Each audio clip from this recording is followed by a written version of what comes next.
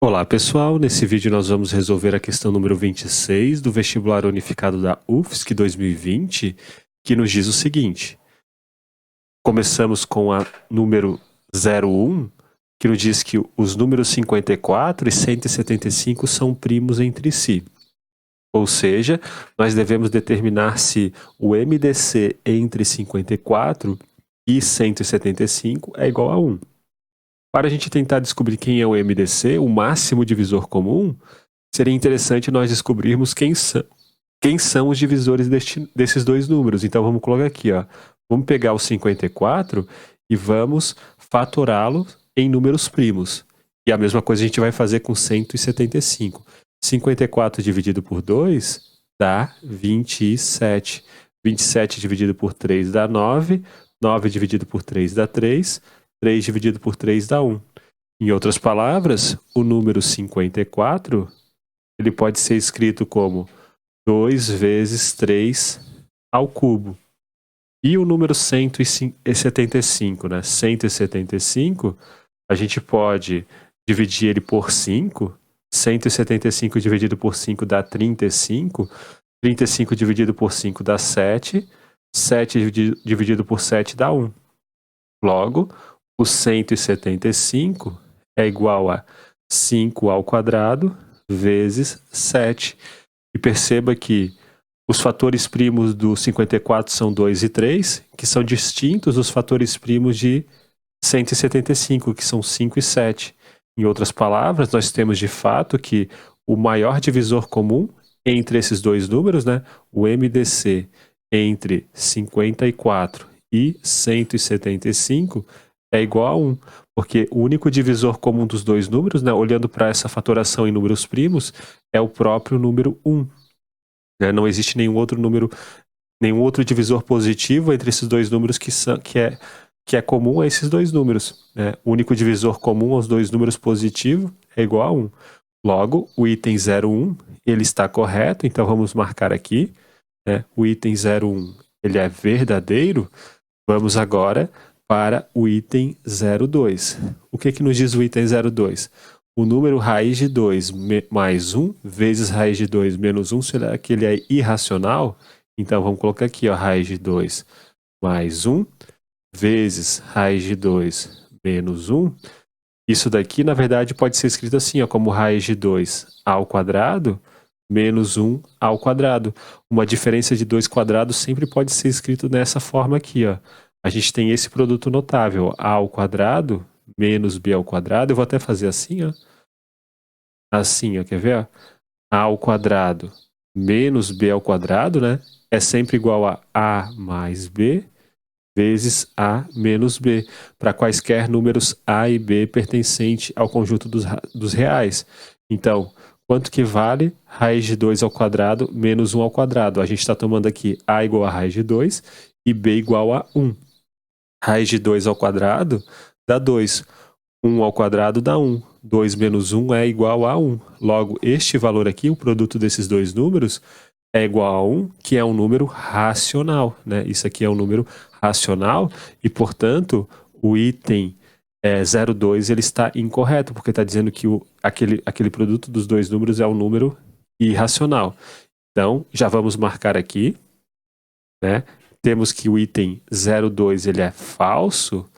Vamos agora para o item 04. O item 04 ele nos diz o seguinte: se o intervalo fechado AB é o conjunto solução desta equação aqui, então A mais B vai ser positivo. Então vamos fazer em 4 casos. O primeiro caso é o caso em que o x menos 1 ele é maior ou igual a 0 e o x mais 1 ele é maior ou igual a 0. Este vai ser o nosso primeiro caso. A gente vai fazer 4 casos. Então, se x menos 1 é maior ou igual que 0, a gente sabe que o x tem que ser maior ou igual que 1. Se o x mais 1 é maior ou igual que 0, então a gente sabe que o x tem que ser maior ou igual que menos 1. Para que o x seja maior ou igual que 1 e maior ou igual que menos 1 ao mesmo tempo, obrigatoriamente a gente deve ter que x tem que ser maior ou igual a 1, né? Para ele ser maior ou igual que este número 1 aqui, ao mesmo tempo que maior ou igual que esse menos 1, então o x obrigatoriamente tem que ser maior ou igual a 1. Né? E como o x menos 1 ele é positivo, então o que a gente pode afirmar do módulo de x menos 1? O módulo de x menos 1, né? Agora a gente vai começar a resolver a equação, né? O módulo de x menos 1 é x menos 1. Como o x mais 1 ele é positivo também, a gente está supondo isso nesse primeiro caso, então o módulo de x mais 1 ele é igual a x mais 1. Então x menos 1 mais x mais 1 é igual a 2. Logo, 2x, né, vai ser igual a 2, porque esse menos 1 aqui com esse 1 vai cancelar. E, portanto, ó, o x é igual a 1. O que significa isso, né? Que a gente tem que fazer a interseção disso daqui, ó, porque o x tem que ser maior ou igual que 1 e x igual a 1. A interseção de x maior ou igual que 1 e x igual a 1 nos dará uma solução que eu vou chamar de S1, porque estamos no caso 1, que é igual a 1. Né? Para que o x seja maior ou igual que 1 e igual a 1 ao mesmo tempo, obrigatoriamente o x tem que ser igual a 1. E, portanto, a solução do caso 1 é S1 igual a 1. E depois a gente vai ter que fazer a união, né, com o caso 2, com o caso 3 e com o caso 4. Então, vamos fazer aqui, ó, o caso 2. No caso 2, a gente vai fazer o seguinte, ó, vamos supor que x menos 1 é maior ou igual que 0 e x mais 1 é menor ou igual a 0. Então, olha só. Como o x menos 1 é maior ou igual que 0, isso significa que x é maior ou igual que 1. Como o x mais 1 é menor ou igual que 0, significa que o x é menor ou igual a menos 1. Para que o x seja maior ou igual que 1 e x menor ou igual que menos 1 ao mesmo tempo, né, isso é impossível. Né? Não tem como a gente ter um x que é maior ou igual que 1 e um x que é menor ou igual que menos 1 ao mesmo tempo. Então, a solução aqui do S2 ó, vai ser igual ao conjunto vazio. Não tem como isso daqui e isso daqui serem satisfeitos ao mesmo tempo. Então, a gente tem que ir para o caso 3, né? Vamos para o caso 3. Então, no caso 3, a gente vai supor o seguinte, ó, x menos 1 menor ou igual a 0 e x menos 1 maior ou igual a 0. Então, se o x menos 1 é menor ou igual que 0, significa que o x é menor ou igual que 1. Se o x menos 1 é maior ou igual que 0, significa que o x... Aqui está faltando um mais, né? Aqui é x mais 1 maior ou igual que 0. Então, se x menos 1 é menor ou igual que 0, então o x é menor ou igual que 1. Se x mais 1 é maior ou igual que 0, significa que x é maior ou igual que menos 1. Quais são os valores de x que são menores ou iguais a 1 e, ao mesmo tempo, maior ou igual que menos 1? É um intervalo, né? Que vai de menos 1 até 1. Né? O x é maior do que menos 1 e é menor do que 1. E o que nós temos que fazer agora? Então, só vou colocar mais no cantinho aqui, ó. Então, aqui a gente sabe que x é maior ou igual que menos 1. Então, a nossa solução em parte vai ser o intervalo de menos 1 até 1.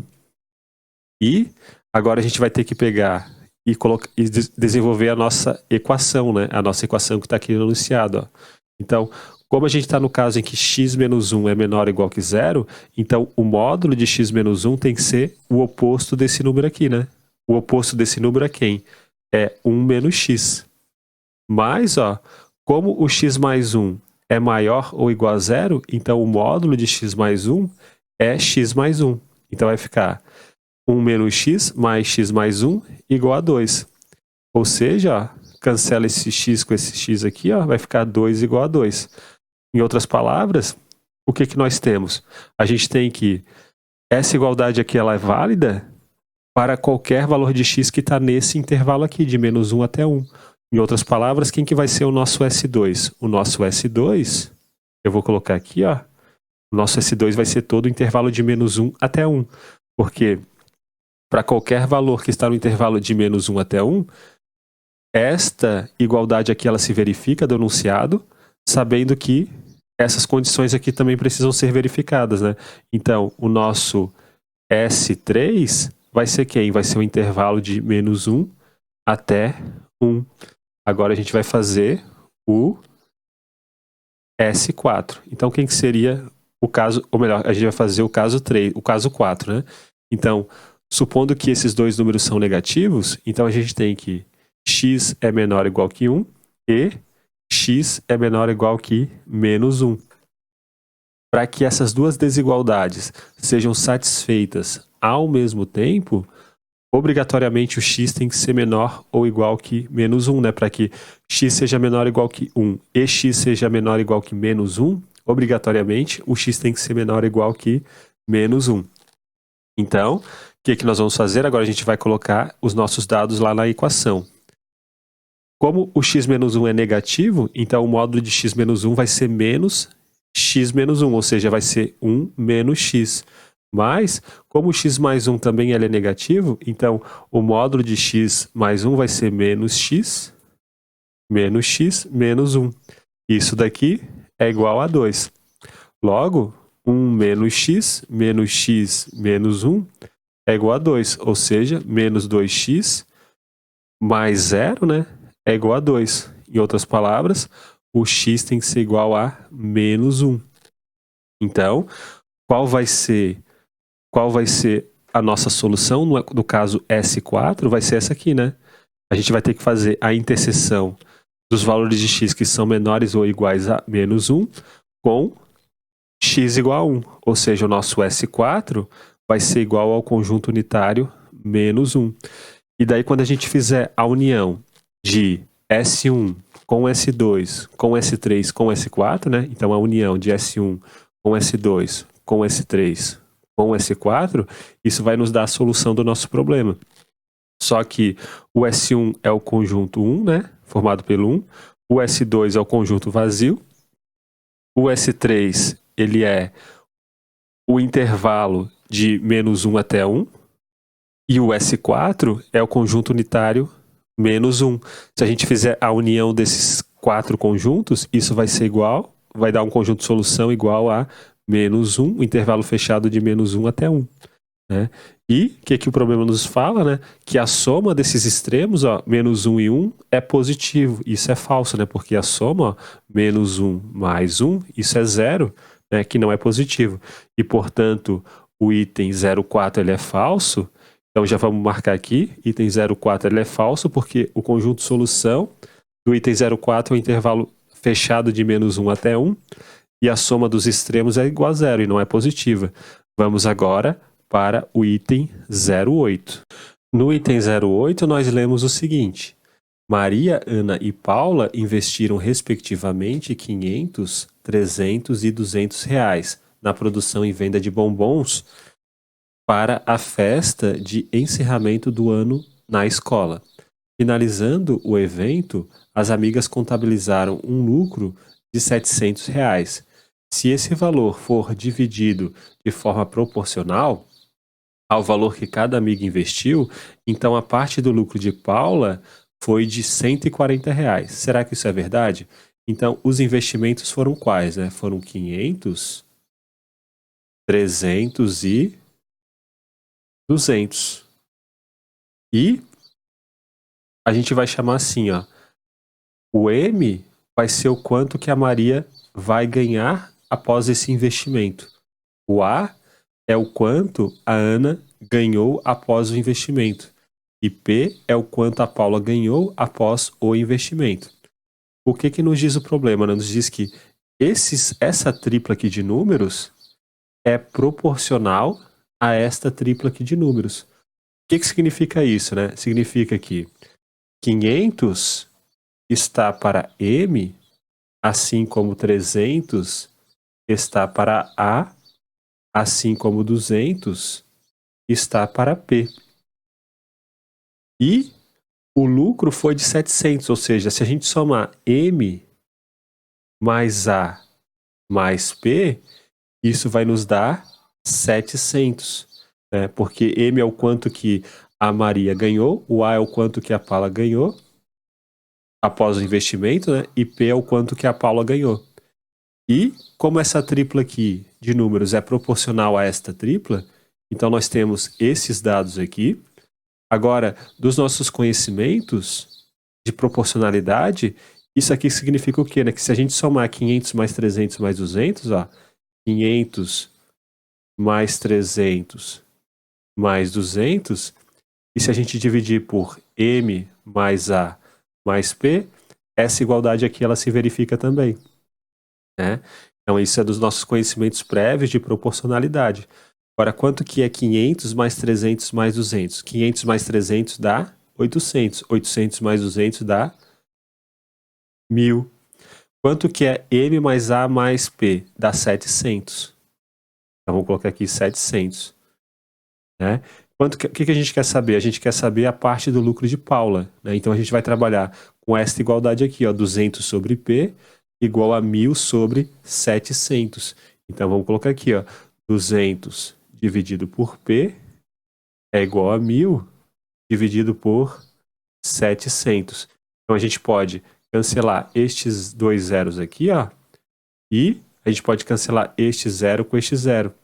Então, o P vai ser quanto, né? O P vai ser 7 vezes 20, né? Porque eu vou passar esse P para cá, né? Vou passar o 7 para cá multiplicando 20. O P vai ser, portanto, 7 vezes 20. P é igual a 7 vezes 20, que é igual a 140. E, portanto, o lucro de Paula, de fato, é igual a R$140.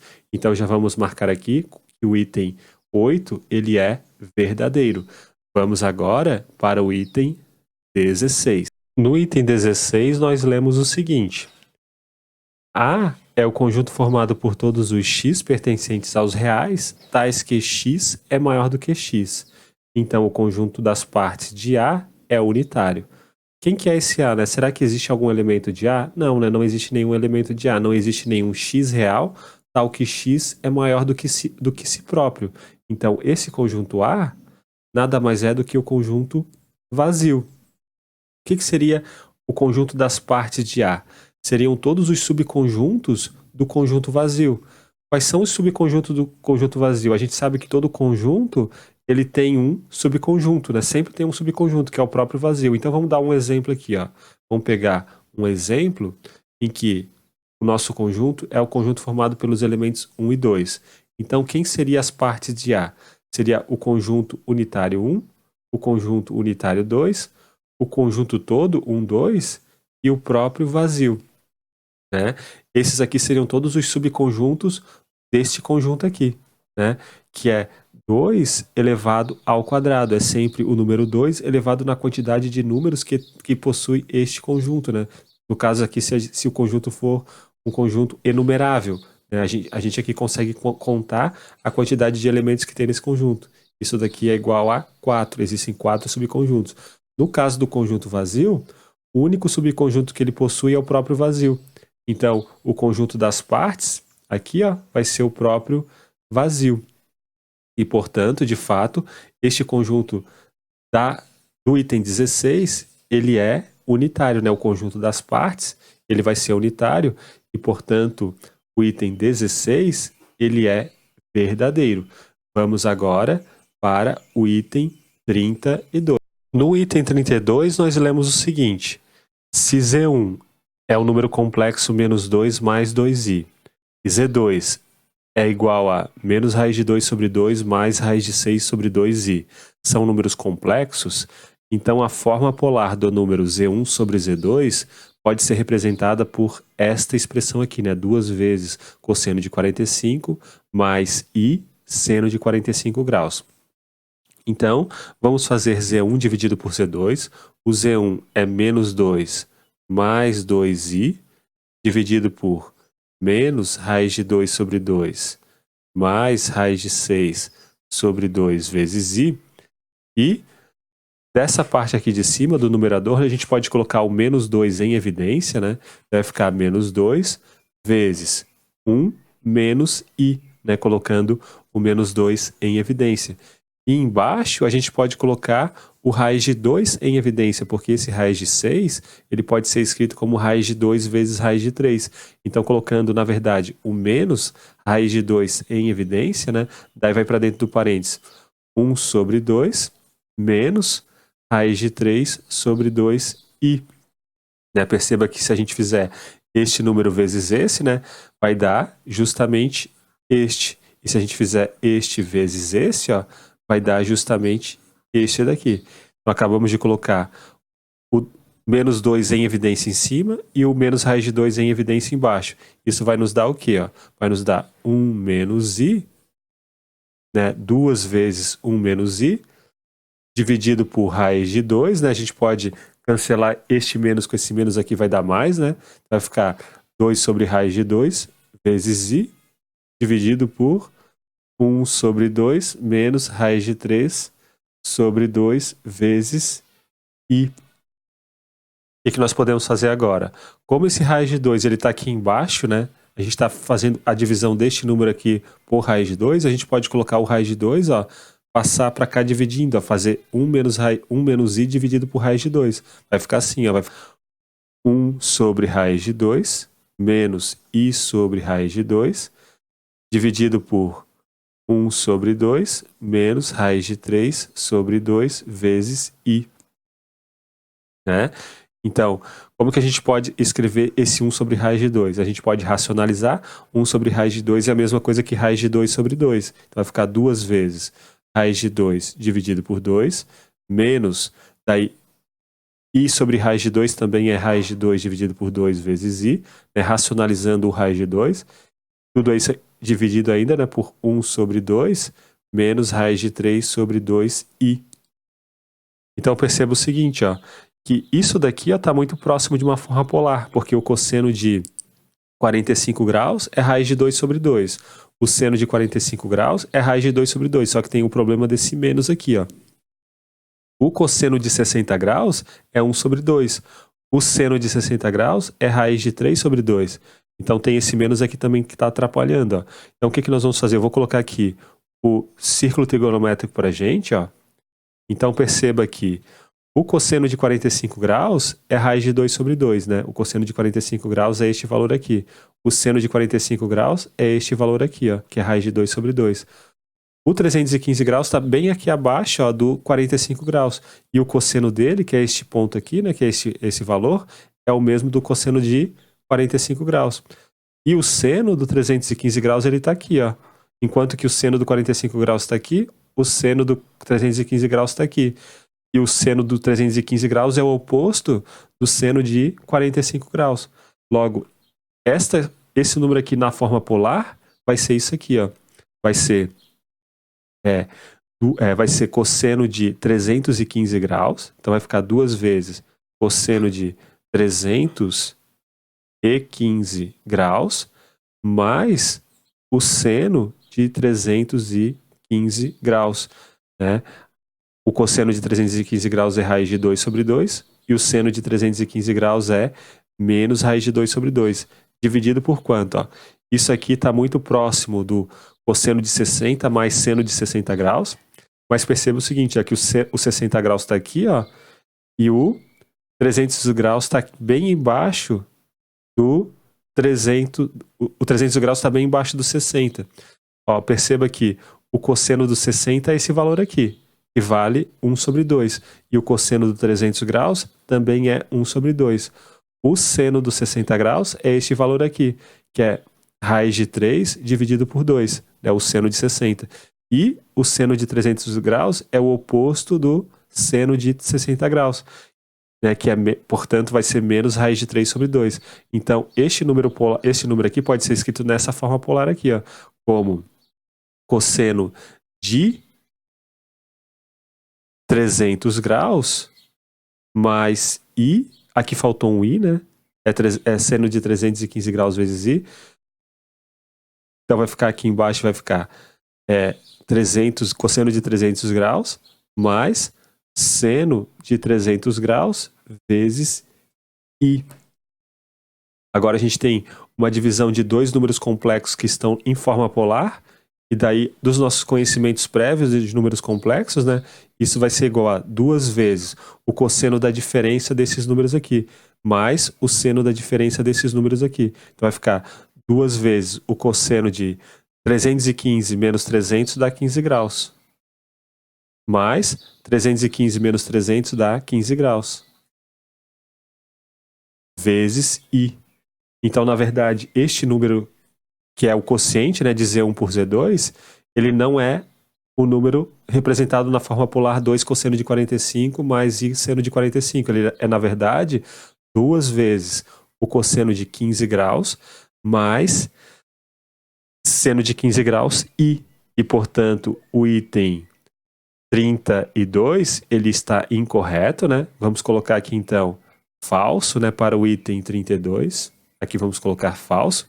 E agora a gente vai tentar resolver a questão número 64, né? O item 64. O item 32, ele pode ser resolvido de duas maneiras. Então, a gente vai começar com a maneira 1, que é a mais simples, e depois a gente vai para a maneira um pouco mais complicada, que é usando o binômio de Newton. Então, olha só. Se K pertence aos inteiros, para K positivo, então 10 elevado na K menos 1 é um múltiplo de 9. Então, quem é esse 10 elevado na K? Esse 10 elevado na K vai ser 10 vezes 10 vezes 10, né? Então vai aparecer, quando a gente multiplicar, vai aparecer 1 e muitos zeros aqui, né? Vão aparecer exatamente K números zeros, né? Por exemplo, se o K fosse igual a 2, 10 ao quadrado, né? Seria igual a 100, aparece 2 zeros. Se o K for igual a 3, então 10 ao cubo é igual a 1000, aparecem 3 zeros, né? Quanto que é 10 elevado na K menos 1? Se a gente fizer, por exemplo, 10 elevado ao quadrado menos 1, 100 menos 1 dá 99. 10 elevado ao cubo menos 1, 1000 menos 1 dá 999. Perceba que aparecem, vai aparecer números, né? Em que a quantidade de noves é igual ao K. Então, se a gente fizer 10 elevado na K menos 1, isso vai ser igual a 9, 9, 9, 9 e assim por diante, né? Quantos noves que vão aparecer aqui? Vão aparecer K números noves, né? K números noves. E como que a gente pode escrever este número, né? A gente pode escrever assim, ó, como 9 vezes o número que só tem o número 1, ó. 9 vezes esse número aqui que tem 1, 1, 1, 1, 1, 1, 1. Né? Quantos uns tem aqui? K também. Então, este número, né? 10 elevado na K menos 1 é 9 vezes outro número natural. Então, 10 elevado na K menos 1, de fato, é um múltiplo de 9. Mas vamos resolver agora por binômio de Newton. Quanto que é 10 elevado na K? 10 elevado na K é 9 mais 1 elevado na K. Daí, usando o binômio de Newton, isso vai ser igual ao quê, né? Vai ser combinação de K 0 a 0 vezes 9 elevado na K, mais combinação de K 1 a 1, vezes 9 elevado na K menos 1 vezes 1, mais combinação de K 2 a 2, vezes 9 elevado na K menos 2 vezes 1 ao quadrado, e assim por diante, né? A gente vai chegar aqui, ó, no K, combinação de K, K menos 1, vai ficar 9 elevado na 1, vezes 1 elevado na K menos 1, daí mais, combinação de K, K, K, vezes 9 elevado na 0, e 1 elevado na K. E quanto que vai ser isso? Ó? Perceba que essas combinações aqui são todas números naturais, né? Combinação de K, qualquer coisa menor do que K, vai ser sempre um número natural. Então, aqui, daqui até aqui, ó, a gente tem um múltiplo de 9, né? A gente tem um múltiplo de 9. Então, toda essa expressão pode ser escrita como 9 vezes um número K, né? Vai ser escrito como 9 vezes o número K, não, vezes um número X, né? Então, tudo isso aqui é o múltiplo de 9, porque a gente pode colocar o 9 em evidência, né? Daqui até aqui. Colocando o 9 em evidência vai ficar 9 vezes algum número. Eu estou chamando de X. Mas, quanto que vale isso aqui, ó? Combinação de K, K, K vale 1. 1 vezes 1 elevado na K vale 1. Então, 10 elevado na K é um número da forma 9x mais 1. E, portanto, 10 elevado na K menos 1 vai ser igual a 9 vezes x mais 1 menos 1, que é igual a 9 vezes um número natural x. E, portanto, este número 10 elevado na K menos 1 é um múltiplo de 9. Então, é isso, pessoal. Um grande abraço a todos. Nos vemos na próxima aula. Link e e-mail na descrição. Até mais!